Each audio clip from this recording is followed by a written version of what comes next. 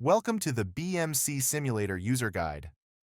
In this tutorial, we will walk you through the steps to effectively use the BMC simulator. Let's begin.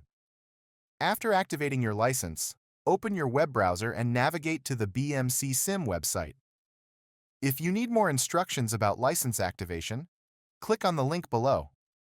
On the homepage, locate and click on the Login button. Enter your login information to access the simulator. Once logged in, you will be directed to the main dashboard, where you can select the station you will be working on. You can choose between the portable station or the workstation. Select the one that suits your needs. To access the component library, look for the menu bar on the right side of the screen. In the menu bar, you will find various components, such as the multimeter, utility actions, and application settings. Click on the first button to expand the component library menu. The component library contains all the equipment needed to recreate the basic motor control technology system, TP1221. You will find power supplies, command and signal modules, control and power modules, as well as motors and loads. Simply select the desired components and place them anywhere in the workstation. You can delete or move components at any time. To do this, click on the desired component and select the appropriate option. This allows you to adjust and modify your workspace as needed. The color green indicates that you can place components in that particular location. Use the scroll wheel to zoom in and out. The right mouse button allows you to navigate within the space, while the left mouse button is used to select components and perform actions in the simulator. In the menu bar, you will find the camera menu. This menu lets you quickly change the camera angle to focus on the components you are working with. Use this feature to get a better view of the components in action. You can open the TP1221 manual to access courseware exercises and electrical schematics, providing you with additional resources and guidance. You can also save your project on your device and return to it later. In this example, we will create a simple start-stop circuit using a contactor. To connect components, click on the terminal of the first component, then click on the destination terminal of the second component. The correct cable will be created automatically, whether it's a jumper, high-voltage power cable, or low-voltage signal cable. Once selected, some components will show a close-up view in a pop-up window. You can pin this pop-up in place by clicking on the pin icon.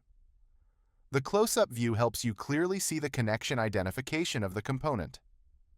Adjust the camera view to match the placement of components on the workbench. The 45-degree angle camera view is useful for connecting components from the workstation to those on the table. Use the top camera view for working with components lying flat on the table.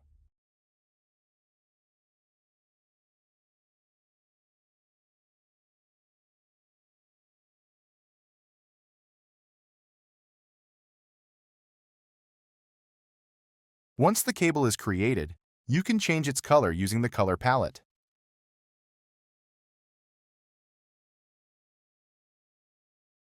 If you need to remove the cable, simply click on the garbage can icon.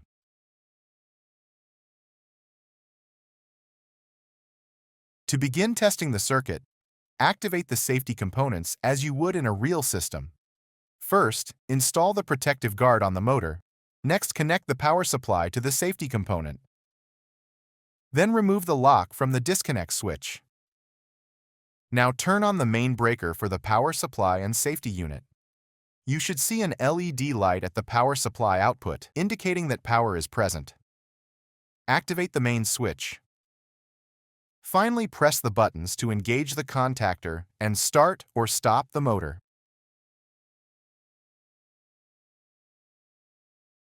To take measurements on the circuit, start by selecting the multimeter from the menu bar. The multimeter will automatically appear on the table. You can move the multimeter anywhere in the workspace by clicking on the Move module icon. Next, click on the multimeter terminal to create the probe. Then, Place the probe where you want to take a measurement. Choose your desired measurement by using the selection wheel on the multimeter or in the close-up window. You can measure the circuit impedance or perform a continuity test. You can move the probe by holding the Shift button while selecting it.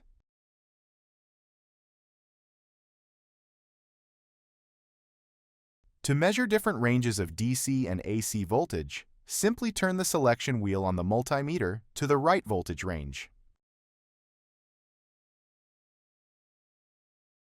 To measure the current drawn by the motor, insert the multimeter in series with the power components.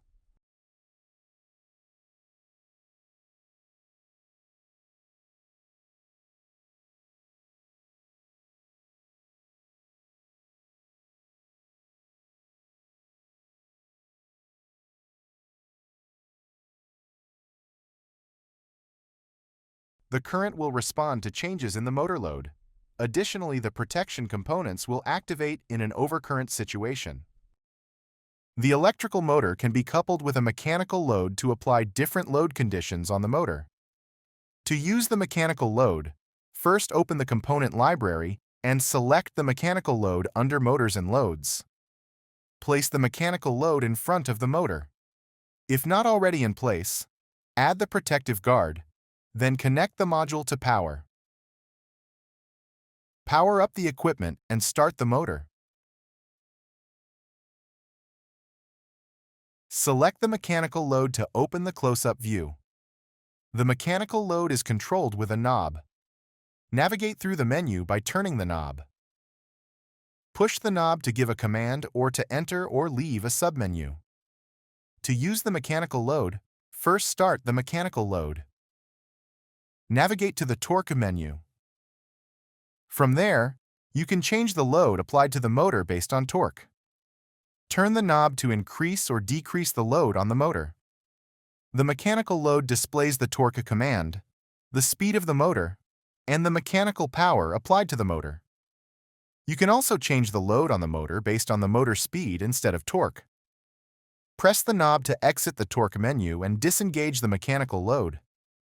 After stopping the motor, it may continue to run due to inertia. You can stop the motor from turning by clicking the stop button in the motor menu.